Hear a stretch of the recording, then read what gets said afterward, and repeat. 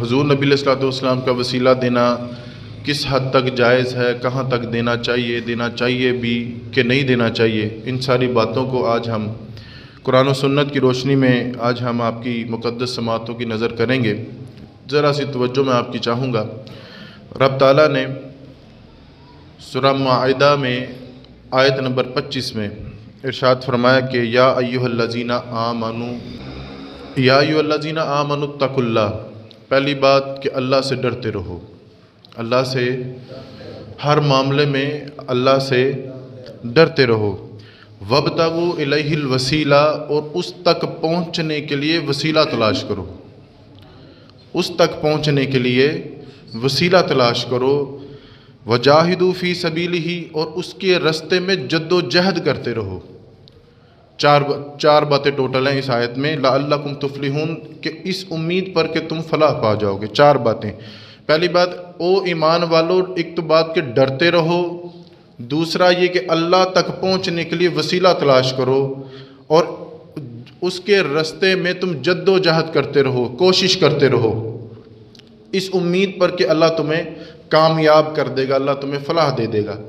اب چار باتوں کی تلقین رب تعالیٰ ہمیں فرما رہا ہے کہ اے ایمان والو، اللہ سے ڈرتے رہو، اللہ تک پہنچنے کے لیے اس کے رستے میں وسیلہ تلاش کرو، اور تیسری بات، اس کے رستے میں جد و جہد کرتے رہو، کوشش کرتے رہو، اس امید پر کہ اللہ تمہیں کامیاب کر دے گا، فلاح دے دے گا۔ ان آیات مبارکہ سے ایک بہت بڑا سبق ہمارے لیے یہ ہے کہ اللہ کے رستے میں وسیلہ تلاش کرو۔ محدث حق دہلوی رحمۃ اللہ تعالیٰ علیہ آپ فرماتے ہیں کہ اس آیہ مبارکہ وابتغوا الیہ الوسیلہ کے تحت رب تعالیٰ ہمیں یہ ارشاد فرما رہا ہے کہ اکیلے نہ آ جانا، کسی مرشد کامل کا وسیلہ پکڑ کے اور کسی مرد کلندر کا ہاتھ پکڑ کے، اس کے ہاتھ پر بیعت کر کے، اس کے وسیلے سے مجھ سے مانگنا تو میں تمہیں عطا کروں گا۔ اکیلے نہ آ جانا، اکیلے نہ آ جانا۔ آپ پڑھیے نا سورہ اخلاص۔ اللہ کون ہے؟ اللہ کون ہے؟ قل ھو اللہ احد۔ اللہ نے ڈائریکٹ نہیں کہہ دیا کہ میں اللہ ہوں۔ سب سے پہلا لفظ ہے کل، اے محبوب آپ کہیے۔ اللہ تو ڈائریکٹ ہم سے بات نہیں کر رہا، اللہ نے اگر بات لوگوں سے کرنی ہے اس میں بھی وسیلہ نبی کو رکھا ہے۔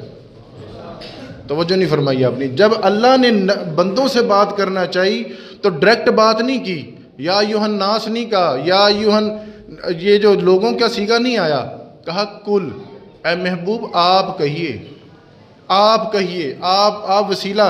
حضور اللہ تعالیٰ کی یہ سنت مبارک ہے کہ حضور کے وسیلے سے اپنا تعارف بھی کروایا تو نبی کے ذریعے، تو حضور کا وسیلہ ڈال کر اپنا تعارف بھی اگر اللہ نے کروایا تو حضور کے وسیلے سے ہمیں محبوب آپ کہیے کہ اللہ ایک ہے، اللہ بڑا بے نیاز ہے، اس کو کسی نے جنا نہیں، نہ وہ کسی کو جنا، اور اللہ کی برابری کا کوئی نہیں۔ تو یہ ساری بات کو مد نظر رکھتے ہوئے رب تعالیٰ خود ارشاد فرماتا ہے کہ وابتغوا الیہ الوسیلہ، میرے تک پہنچنا ہے تو اکیلے نہ آ جانا، کوئی وسیلہ ساتھ لے کے آنا۔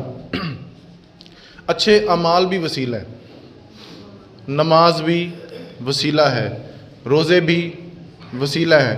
حضور نبی علیہ الصلوۃ والسلام کا ارشاد پاک ہے، ترمذی شریف میں بھی آپ کو ملے گا، بخاری شریف میں بھی ملے گا، مسلم شریف میں بھی ملے گا۔ حضور فرمانے لگے فرض نماز کے بعد فرض نماز کے بعد تم جو بھی دعا مانگو گے نا اللہ قبول فرمائے گا۔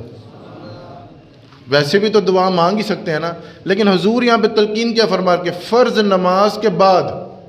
اب اس کا مطلب یہ ہے کہ فرض نماز وسیلہ ہوا، وسیلے کی مدد سے تم اللہ سے دعا مانگنا، اللہ قبول فرمائے گا، اللہ کبھی رد نہیں فرمائے گا۔ اچھے اعمال بھی اللہ کے قرب کو حاصل کرنے کے لیے وسیلہ ہے۔ اچھا، اصل میں ہم وسیلہ ڈھونڈتے کیوں ہیں؟ سوال یہ پیدا ہوتا ہے کہ ہم نے وسیلہ ڈھونڈا کیوں؟